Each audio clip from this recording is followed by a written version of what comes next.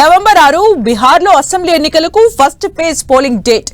ఎన్నికల తేదీ చాలా దగ్గరకు వచ్చేసరికి రాజకీయ పార్టీల నేతలు ఒకరిపై ఒకరు దుమ్మెత్తి పోసుకుంటున్నారు. ఇందులో ప్రధాని మోదీ నుంచి ఆర్జేడీ తేజస్వి యాదవ్ వరకు ఎవరూ తగ్గడం లేదు.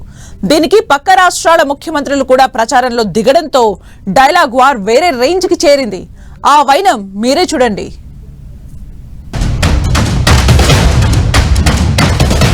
మీరు ముగ్గురు మూడు కోతులు. మహాగఠబంధన్ లీడర్లను ఎద్దేవా చేసిన UP CM. Bihar first phase polling కు కౌంట్ డౌన్ ప్రారంభం కాగా ఎన్నికల వేడి తారాస్థాయికి చేరింది. ఎన్నికల ప్రచారానికి ఎన్డీఏ ఉత్తరప్రదేశ్ ముఖ్యమంత్రి యోగి ఆదిత్యనాథ్ ని రప్పించగా ఆయన రాహుల్ గాంధీ, తేజస్వి యాదవ్, అఖిలేష్ యాదవ్ ముగ్గురిపై సెటైర్లతో విరుచుకుపడ్డారు. పప్పి టప్పు అక్కు అంటూ ఎద్దేవా చేస్తూ బీహార్ రాష్ట్ర అభివృద్ధిని ఈ ప్రతిపక్ష కూటమి అడ్డుకుంటోందని ఆరోపించారు. గాంధీజీ ఎలాగైతే 3 కోతులను చూపించారో అలానే ఇండియా బ్లాక్ 3 కోతులను మీ ముందు ఉంచిందంటూ సెటైర్ వేశారు. पप्पू टप्पू और अप्पू के नाम पर पप्पू सच बोल नहीं सकता, अच्छा बोल नहीं सकता, टप्पू अच्छा देख नहीं सकता और अप्पू सच सुन नहीं सकता. ప్రతిపక్షాల కూటమిలోని లీడర్లు మాఫియాలతో చేరి రాష్ట్రాల అభివృద్ధులను అడ్డుకుంటున్నారని, ఎన్డీఏ హయాంలో జరిగిన అభివృద్ధిని వీళ్లు చూడలేరని యోగి ఆరోపించారు.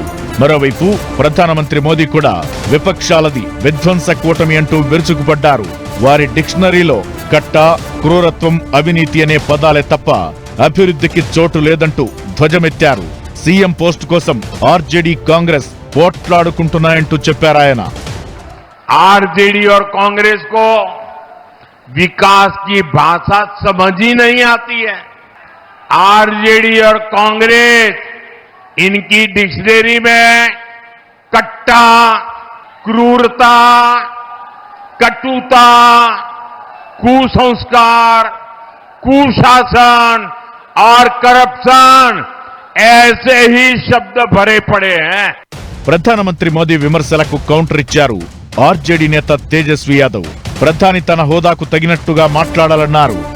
మరోవైపు కాంగ్రెస్ కూడా ప్రధాని మాటలను తప్పుబట్టింది. సీఎం పోస్ట్ పై తమలో విభేదాలు లేవని స్పష్టం చేసింది. అలానే యోగి ఆదిత్యనాథ్ 3 కోతుల పోలికపై కూడా అభ్యంతరం వ్యక్తం చేసింది. ఇది లార్డ్ హనుమాన్ ని అవమానించడమేనంటూ వర్ణించింది.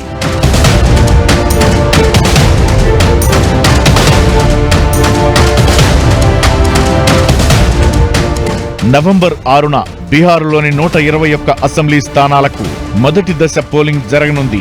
ఈ నేపథ్యంలోనే ప్రచారంలో అన్ని పార్టీల నేతలు సుడిగాలి పర్యటనలతో హోరెత్తిస్తూ మాటల దాడిని పెంచేశారు.